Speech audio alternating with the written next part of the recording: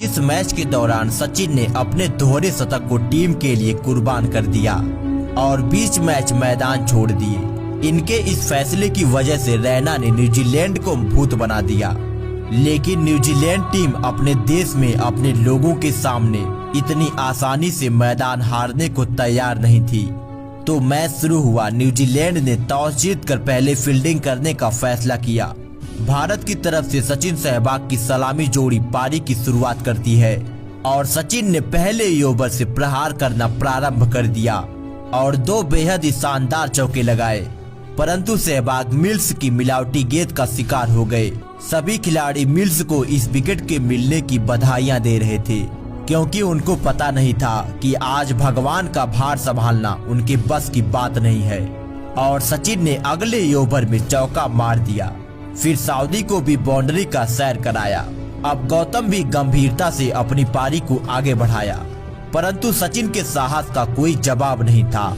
लेकिन 13वें ओवर में ग्लासन की गेंद पर गौतम गंभीर ने बटलर को कैच थमा पवेलियन चल दिए। उसके बाद युवराज सिंह मैदान पर आए और आते ही एक दर्शनीय कवर ड्राइव मार दर्शकों का मन मोह लिया। तो वहीं दूसरी तरफ सचिन अपने सुनहरे शॉट से पूरी दुनिया जीतने पर तुले थे। इसके तुरंत बाद सचिन ने इसी चौके के साथ अपना 50वां भी पूरा कर लिया। अब 20 ओवर की समाप्ति पर स्कोर 105 रनों पर 2 विकेट होता है। भारत का युवराज न्यूजीलैंड में राजा की तरह उनका बैंड बजा रहा था। एक तरफ युवराज का एक तरफा राज था, तो वहीं दूसरी तरफ भगवान की दो धारी तलवार। युवराज तो मानो महाकाल का रूप ले सफेद गेंद को लाल करने में लगे थे, पर न्यूजीलैंड के लिए तो काल बन रहे थे, क्योंकि इसी छक्के के साथ युवराज ने अपने 85 का परचम लहराया। आज युवराज के साथ स्वयं भगवान खड़े थे। भगवान का साथ पाकर युवराज भी आक्रामक रवैया दिखा रहे थे।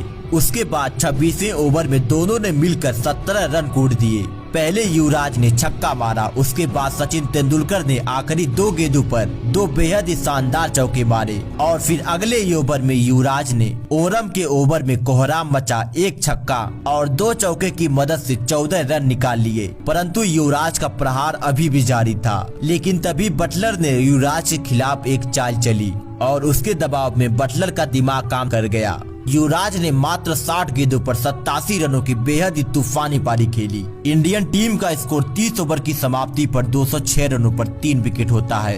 इनके जाने के बाद MS धोनी मैदान पर आए और आते ही एक लेट कट चौका लगाया। सचिन युवराज की जोड़ी न्यूजीलैंड को पीछे ढकेल चुकी थी, तो वहीं अब धोनी सचिन का साथ भारतीय पारी को आगे बढ़ा रहा था।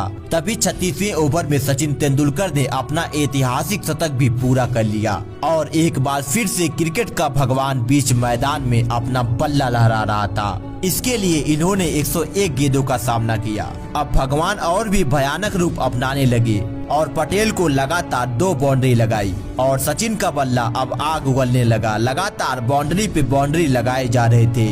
हर ओवर में कम से कम 2 बाउंड्री तो आ ही रही थी। लगातार चौकों छक्कों की बरसात हो रही थी। अब इसी शॉट के साथ सचिन तेंदुलकर ने अपने 150 रनों का आंकड़ा भी पार कर लिया।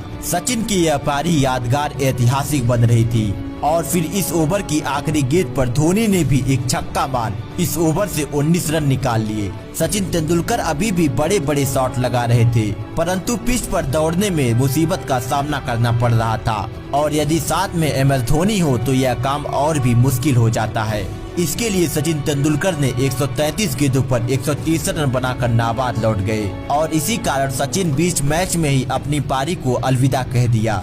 सचिन तेंदुलकर 133 गेंदों पर 163 रनों की धुआंधार पारी खेलकर रिटायर हो गए। उनका एक और दोहरा शतक आस लगाए बैठा था। अब यहाँ से महज 5 ओवरों का खेल बाकी था। स्कोर 338 रन होता है। अब धोनी का साथ निभाने सुरेश रैना मैदान पर आते हैं और आते ही 46वें ओवर में सऊदी को आड़े हाथ लिया और आखिरी की 2 गेंदों पर 2 बेहद ही शानदार छक्के मार इस ओवर से 18 रन निकाल लिए। पर रैना को जिस काम के लिए प्रमोट किया गया था उस काम को रैना बखूबी निभा रहे थे और एक बार फिर से सऊदी को निशाना बनाया और 48वें ओवर से 16 रन निकाल लिए। परंतु 49वें ओवर में धोनी बड़ा शॉट लगाने के चक्कर में आउट हो गए। धोनी ने 58 गेंदों पर 68 रन बनाए, पर इस बात से रैना को कोई फर्क नहीं पड़ रहा था और 50 ओवर समाप्त होते होते रैना ने स्कोर को 392 रनों तक पहुंचा दिया। सुरेश रैना ने मात्र 18 गेंदों पर 38 रनों की बेहद ही तेज तर्रार पारी खेली। यह टारगेट दुनिया के किसी भी टीम के आगे बहुत ही बड़ा था। ये रहा भारतीय बल्लेबाजों का स्कोर कार्ड, जिसमें सचिन तेंदुलकर का शानदार शतक भी शामिल है। अब इस मैच को जीतने के लिए न्यूजीलैंड को 50 ओवरों में 393 रन बनाने थे। ब्रेंडन मैकुलम और जेसी राइडर पारी का आगाज करते हैं और ये दोनों बल्लेबाजों ने शुरुआत से ही टीम इंडिया पर आक्रमण करना प्रारंभ कर दिया। राइडर तो अपनी ड्राइविंग की स्किल दिखा रहे थे। राइडर की स्पीड कम होने का नाम नहीं ले रही थी, क्योंकि अब वो गेंद को हवा में भी उड़ाने लगे। उनका ऐसा खतरनाक रवैया न्यूजीलैंड को एक शानदार शुरुआत दे चुका था। देखते ही देखते 10 ओवर समाप्त हो गया, लेकिन अभी भी भारतीय टीम विकेट के लिए तरस रही थी। 13वें ओवर में जेसी राइडर ने इसी छक्के के साथ अपना अर्धशतक भी पूरा कर लिया। इसके लिए उन्होंने मात्र 36 गेंदों का सामना किया। अब कैप्टन कूल MS धोनी का दिमाग भी गर्म हो रहा था। तब उन्होंने जहीर खान को गेंदबाजी एंड पर उतारा, परंतु यूसुफ पठान ने मैकुलम का कैच छोड़ दिया। इस विकेट की अहमियत खिलाड़ियों के चेहरे बयां कर रहे थे। यूसुफ पठान अपनी नाकामयाबी को छिपा रहे थे। न्यूजीलैंड का स्कोर 15 ओवर की समाप्ति पर 100 के पार जा चुका था। जिस तरह से दोनों का आतंक था, उसे देख यह मैच उनसे ज्यादा दूर नहीं था। राइडर ने अब भज्जी को आड़े हाथ लिया और लगातार 2 छक्के मार उनकी भी बत्ती गुल कर दिया। फिर अगले ही ओवर में मैकुलम ने युवराज की गेंद पर छक्का जड़ अपना 50 भी पूरा कर लिया। अब 20 ओवर की समाप्ति पर न्यूजीलैंड का स्कोर 156 रन हो चुका था। राइडर अपने शतक के करीब पहुंच रहे थे, लेकिन 22वें ओवर में मैच में एक ट्विस्ट आता है। जब विकेटों का आकाश सूखा पड़ा था, तभी सुरेश रैना ने मैकुलम को रन आउट कर न्यूजीलैंड को पहला झटका दे दिया। यह मैच का सबसे बड़ा टर्निंग पॉइंट था। सुरेश रैना ने पहले तो अपने बल्लेबाजी का दमखम दिखाया, फिर अपने फील्डिंग का शानदार मुजाहरा पेश किया।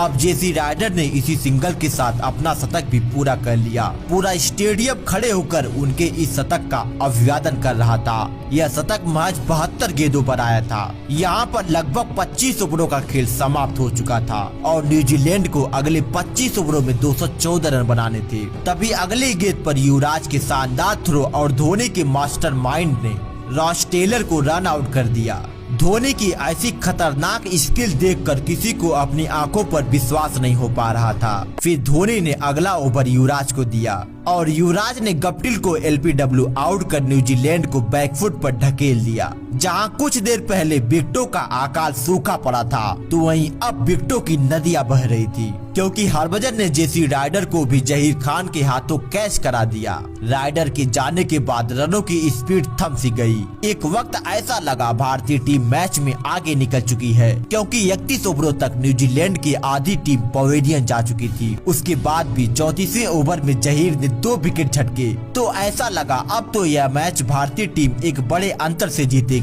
परंतु बटलर ने अगले कुछ ओवरों तक भारतीय गेंदबाजों की जमकर खबर लिया और लगातार कुछ अच्छे शॉट लगाए और उनके साथी मिल्स ने भी उनका बखूबी साथ निभाया। लेकिन युवराज ने अपने ओवर की आखिरी गेंद पर बटलर को भी बोल्ड कर न्यूजीलैंड को 8वां झटका दे दिया। उसके बाद टीम सऊदी मैदान पर आते ही प्रवीण कुमार को पहले तो एक चौका लगाया, उसके बाद एक शानदार छक्का लगाया। तभी मिल्स ने भी अपना हाथ खोला। अब 40 ओवरों का खेल समाप्त हो चुका था। न्यूजीलैंड का स्कोर 273 रनों पर 8 विकेट हो चुका था। रिक्वायर्ड रन रेट 12 की पार जा रहा था, परंतु अब जो होने वाला था उसकी कल्पना किसी ने भी नहीं करा था। पारी की 42वें ओवर में मिल्स ने जहीर को 3 चौके मार इस ओवर से 14 रन निकाल लिए। उसके बाद 43वें ओवर की दूसरी गेंद पर मिल्स ने मुनाफ पटेल को चौका मार दिया और उसके बाद चौथी गेंद पर भी चौका, फिर 5वीं गेंद पर भी एक लंबा छक्का मार इस ओवर में 15 रन कोड़ दिए। अगले ओवर में सऊदी ने 10 रन मार दिए। अब न्यूजीलैंड को 36 गेंदों पर मात्र 72 रनों की दरकार थी, लेकिन एक बार फिर से मिल्स ने पटेल को निशाना बनाया और पहली गेंद को छक्के के लिए भेज दिया और उसी के साथ मात्र 27 गेंदों में ही अपना 50 पूरा कर लिया। आखिरी गेंद पर यूसुफ पठान ने मिल्स को जहीर के हाथों कैच करा मैच में वापसी करा दिया। यह मैच इस हद तक पहुंच जाएगा ऐसी किसी को उम्मीद नहीं थी, क्योंकि न्यूजीलैंड की तरफ से आया एक बड़ा ओवर भारतीय टीम को हार का मुंह दिखा सकता था, लेकिन मिल्स के आउट होने के पश्चात भारतीय टीम ने राहत की सांस लिया। अब 30 गेंदों पर 59 रन बनाने थे, परंतु प्रवीण कुमार ने पहली गेंद पर विकेट लेकर इस मैच को 58 रनों से जिता दिया।